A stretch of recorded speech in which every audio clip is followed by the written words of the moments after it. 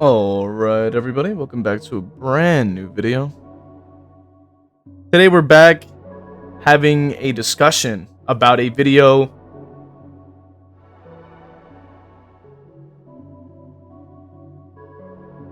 Alright everybody, welcome back to a brand new video. Today we're here having a discussion from a video from Protophile. And it says, Dead by Daylight is unarguably survivor-sided. So this video was made about 10 months ago, or at least that it was dropped. So I'm very curious to see, the points. I want to know if that any of these points actually apply in the current DBD space. And let's get into it. I'm curious. I'm interested, It's great to I want to see if we can see anything that stays true. Maybe anything has changed. We're going to find out. Let's get into it. Game. Crazy, I know. If you got that take with spicy, you don't believe what I'm about to say later. In all seriousness though, this is the root of Dead by Daylight's balancing issues. We aren't dealing with a 1v1 here, it's a 1v4, and I'm going to be honest, as much as I like ragging on behavior, this is not an easy game to balance. Now, Dead by Daylight probably has the most nuanced issues as far as balance goes of most multiplayer games out right now. However, in my opinion, it is the balance between how powerful 4 survivors can be compared to 1 killer in any given match that is the problem. Off the bat, 30 seconds in, I completely agree with everything he just said. With a game like this that is based around trying to balance the 4 players versus 1, right? And it's probably a nightmare to balance, right? Because you have so many differing opinions, you have so many different things that are all wrapped up in this tornado of a game. I have to agree. I mean, it is a nightmare to balance, and it makes sense that even now it's unbalanced. And a lot of people think that they're right. A lot of people think that they kind of know how to balance the game when they really don't. And honestly, all we can really do is try to kind of give like suggestions on how to kind of change a few things to kind of keep things a little bit in order. But we ultimately, I don't think there's a perfect way to balance it unless we add more restrictions, and I know a lot of people do not want to do that. And obviously now me saying that, I also become one of those people that think they know how to balance this game. But I think that the only way to create a balance is to kind of, sort of tighten the belt when it comes down to, the Wild West that is DBD, in my opinion. And that's a whole topic in itself, but maybe we'll talk about it further in this video. Before I start attempting to justify my opinion, let me just say I am not some salty, washed up killer main. I've probably played way more solo queue survivor than killer. Not saying I don't have a lot of killer experience, but still. Okay, how about we take a moment and think about where this problem comes from, and by problem I mean the idea that this game doesn't favor one side most of the time. I do want to say one thing though. I do think that is sort of a like a point that we hear a lot about, that in this game particularly, like when we're talking about balance, the one thing that usually needs to be stated for some reason is like, like I played this side enough so I know about this information, or I play on this side so I know about that, in the way to sort of use it as a defense, because of the fact that this community that we congregate in is very, like, they're like a pack of piranhas. Like, if you're not one of them, you're getting eaten, and I understand it. And what I try to do when I listen to points is try to understand their perspective and try to kind of get an understanding of what the point of it is, right? Like, if somebody is trying to say that, maybe killer could be adjusted, I want to hear what kind of points that they have to say. And I also am trying to take into account like the way the opinion is framed and what they're talking about changing. And usually when it's a very drastic change, and usually when it's saying that the game is either killer sided, or the game is favored to that, to killer and all that kind of stuff, and they're too strong, usually tells me that they're probably at the lower level in terms of MMR, because as we know and as we've seen in the past, and I think even behavior has stated that killers are much stronger at the lower MMRs than they are at the high. So that kind of displays the information on its own, and we don't necessarily need to display that information directly, right? But even if people do main survivor, and they probably also, on the same side of the coin, can say, hey, there's a lot of things on survivor that are also unbalanced. And same thing, you know, for a killer main like myself. There's probably a few things I would say that are probably kind of insane, but the thing is that I don't really use those things, so I can't really like point out exactly an example, but you know, either way. There's two main contributors, but the second one is realistically the way they are because of the first one. It's like a giant pyramid of opinions that don't really make much sense. At the top we have YouTubers. Good and bad, doesn't really matter. They have the same opinion about the game, and that is that Survivor and Killer are essentially on the same level as far as the average match goes. I hard disagree with that. I don't really think that at all. I haven't heard that point before.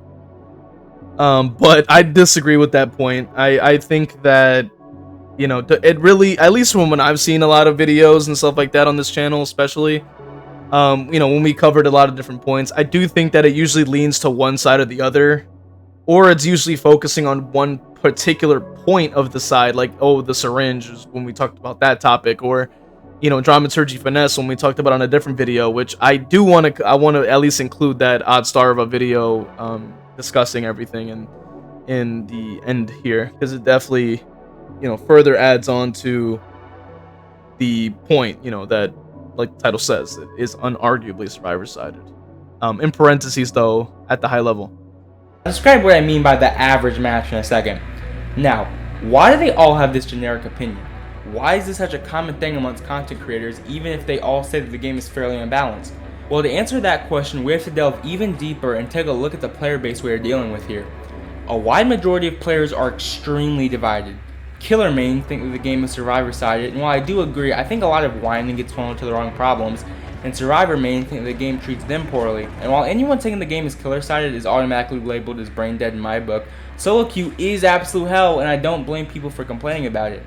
Now let's circle us back to the top of the pyramid where the YouTubers reside. The thing is that it's a case-by-case basis, because if you play a lot of solo queue, then it's always the killers being strong. And then if you're playing a killer and you're only going against like the toughest teams in Swifts, then you're like, yo, this game is survivor-sided. Like, so, you know. And then you have like the low MMR like players that only play Survivor that hop on Killer and go, oh, you see, it's killer-sided because I'm winning all my games. And it, you know, so it's like everybody has a different perspective because there's no true definitive metric for it.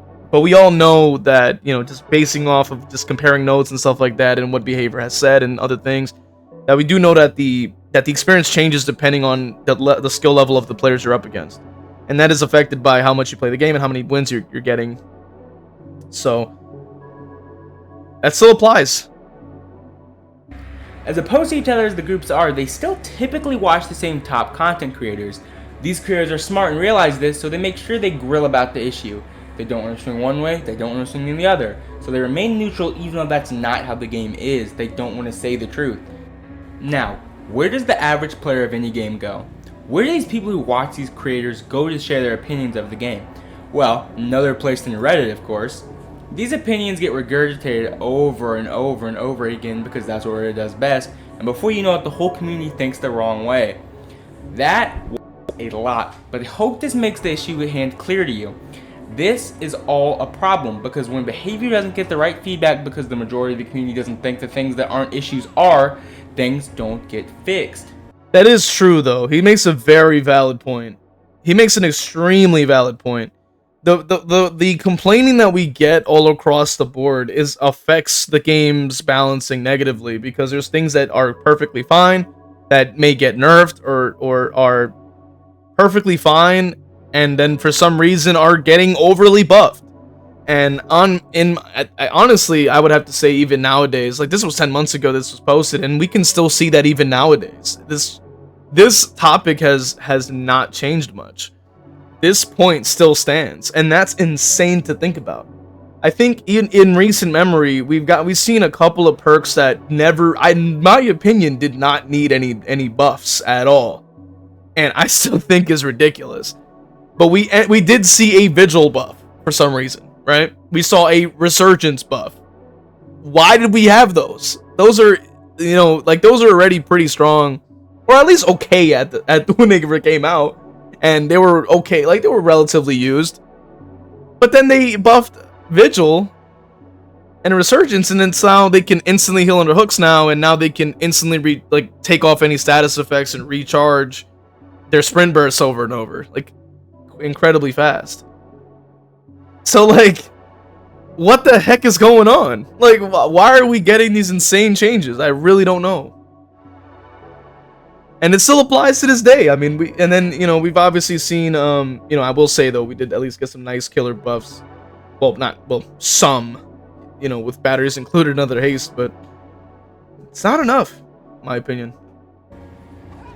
Okay, that was a speech and a half, and you're probably wondering how I'm going to back this massive claim up.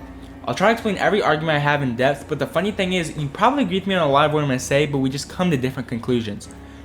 Let's start with the killers themselves. Right now, there are 36 killers in game. A common sentiment in all parts of the community, killer and survivor, is the fact that not all killers are created equally. The strength of each one varies drastically as you go down the list, and this, as I said, is obvious. Everyone knows this, but how many killers are just average or below average? Here's a fairly inoffensive tier list I made based on... Let's take a look at the tier list. So, high tier, middle tier, low tier. Oh boy, there's a lot to talk about. Okay. So, oh boy. Well, this was 10 months ago, so I'm gonna let it slide, but high tier, Nurse. Huntress I wouldn't say is a high tier, personally. Spirit, Blight, okay, that's fine. Plague is middle tier, stop. Wesker, middle tier. Chucky, low tier. Vecna, middle tier. Artist, I would say middle. Demo's middle, yeah, that's fine, The only one I would change out is Ghostface to low tier. We would swap in Clown, he's quite good. Knight has also improved since then. Doctors, yeah, still kind of mid. Yeah, fairly inoffensive, no certain order, yeah. There's too much to talk about here. Because it's not enough range. But if we're talking like high tier, damn, what does high tier even cover? Like A to S? Then yeah, but nah, Ghostface is definitely low. Like low tier. Like hell no. You gotta take him out of there, bro. He has been low tier for so freaking long. My own ranking, some others I've seen. Obviously a couple killers are in debatable spots, but we're going to focus on the numbers here. There are 9 killers who are at the very top, 16 in the middle, some on the higher end, some on the lower end, and in low tier there's 11. More than half the killers in this game have a power that's in such a bad state they are essentially reliant on perks they bring or the map RNG. Speaking of maps, let's look at those too. The funny thing is that this was old like 10 months ago, and it still applies to this day. There's still a lot of killers that are just not that good, you know what I mean? And it's insane to think about. It's insane. Here's another tier list I've made. These are even more egregious because if you look down in that silly little bottom row, you'll see absolutely nothing. This is probably a little controversial because I've seen a few people call maps like Dead Dog Saloon killer sided, but the main building is so fucking annoying I just disagree, and that goes for many of the maps that people say are killer sided. This also isn't really taking map dependency into account because so many killers have horrible maps.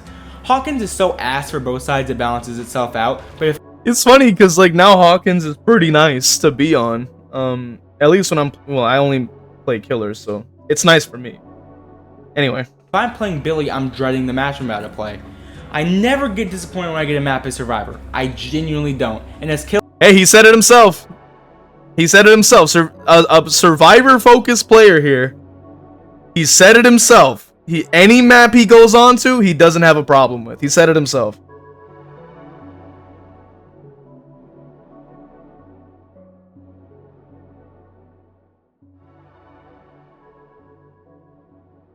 Alright, let's see the rest.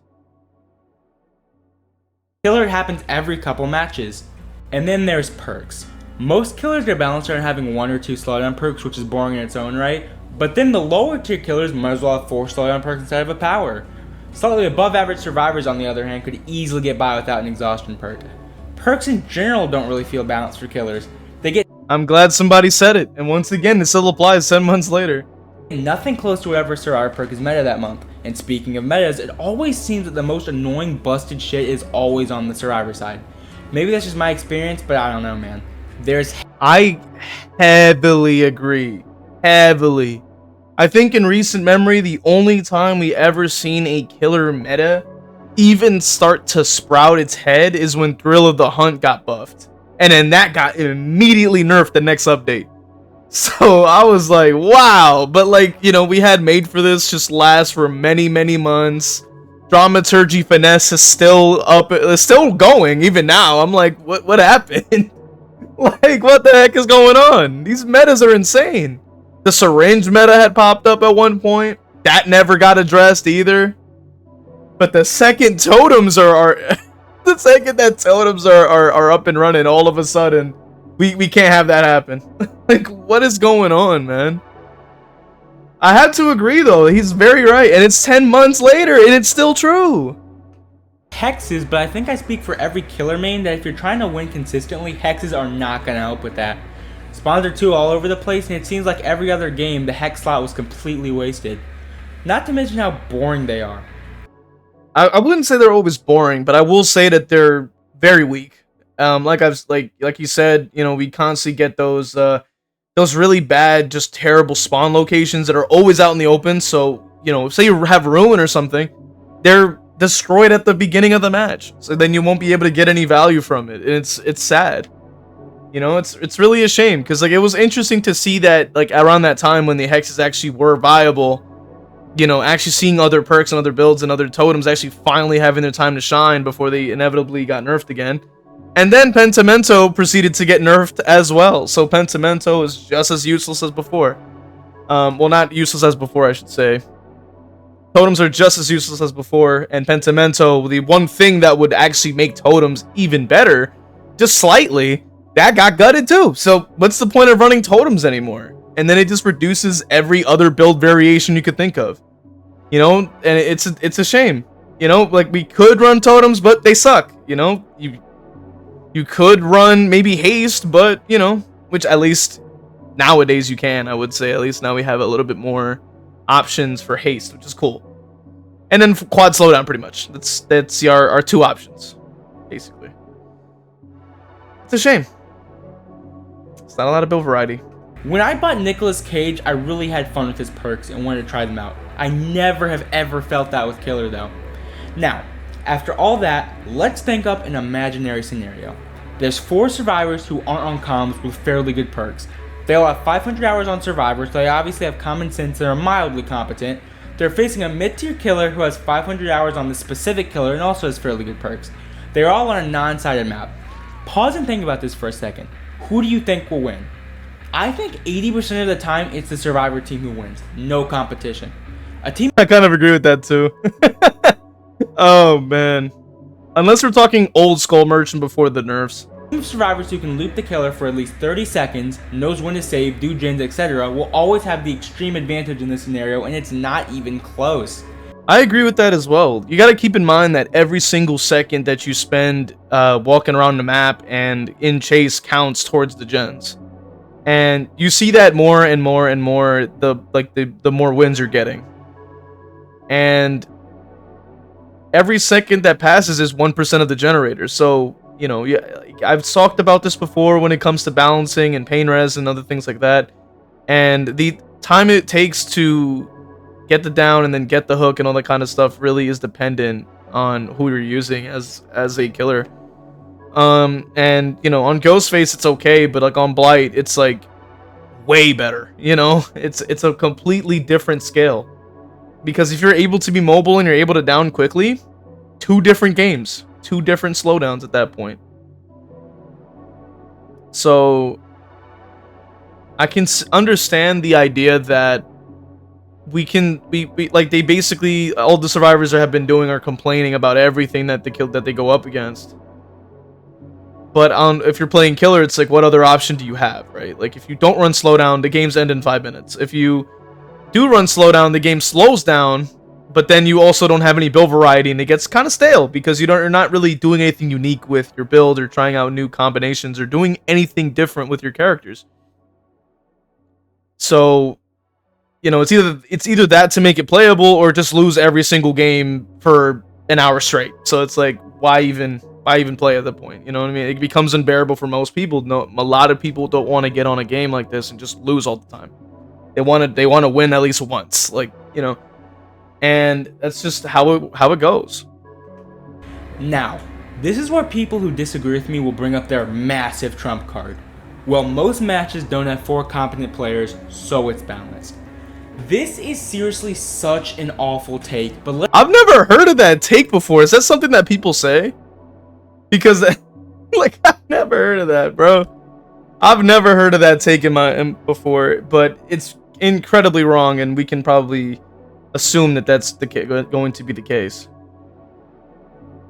But yeah, I mean, this guy's made a lot of great points. It definitely echoes a lot of things that I've kind of spoken about in the past, and you know, it's interesting to me that even nowadays it still applies. Like, this information that we're seeing here still applies nowadays. It still applies even 10 months later. These things are still true. And it's kind of crazy to think about it. It's kind of crazy to kind of look at this and go, wow, it hasn't changed much, and it's kind of a shame. I'm like, it's kind of a damn shame. let's talk about the logic here. That's like if there was an overpowered strat in Overwatch that involved 2 people, but it's okay because not every match is going to have that, so we should just leave it alone.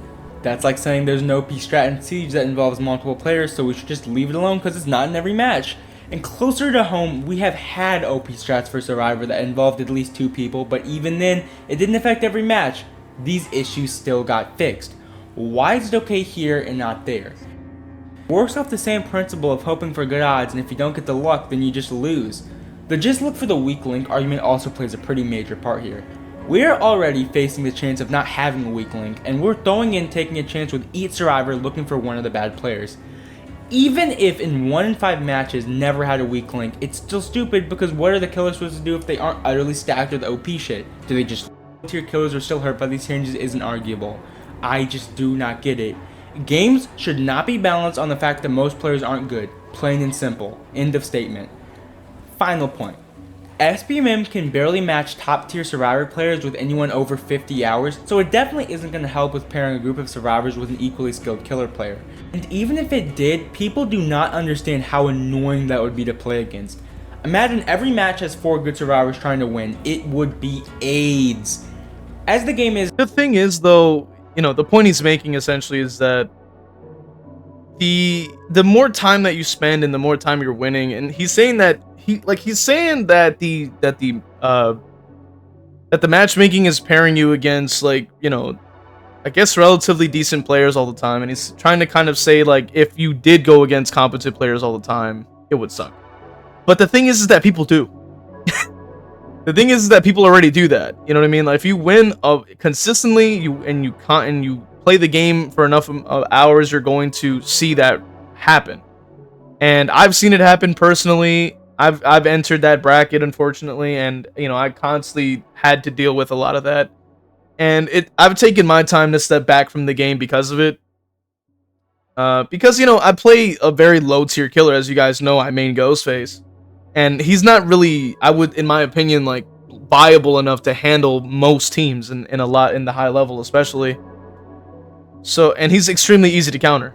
And honestly, if they were just to give him a couple of quality of life changes, I think he'd be great. I think he'd be fantastic, and I think that they can definitely just take a page out of the 2v8, give him that 10% in cloak. Like, that would make him way nicer for map traversal, kind of like a little bit like Wraith in that way, and then that'll help him at least set up for stocks, which would be way more effective. But to talk about his point, like, he's saying that a point that already exists. I want to kind of preface that, and I do agree with it. However, he's saying that, you know, that if it did happen, it would suck. But the thing is that it does. The thing is that it does. Now, SBM has to be awful or it cannot function. No one would play killer. This brings us to the most important part of this video. How do we fix this? Well, how does behavior fix it? But hypothetically, how could they? Well, the bad news is you can't. At least not without... So with that being said, if you guys enjoy... if you guys want to watch the original video, it'll be linked in the description. I'll link it so you guys can watch the rest of the commentary if you want to hear the rest of the points that he had to make. But that was sort of my take on it. That was sort of my opinion on what we have here. And Let me know what you guys think in the comment section. Do you agree with any of the points here? Do you think that even 10 months, from when this was posted compared to now, do you think that these points still apply? And how would you change these things? And if you want to support the channel, links are in the description. And appreciate you guys being here, man. If you want to follow on Twitch to watch me play Killer live, it's linked in the description, as well as ways to support the channel. I'll see you guys in the next one.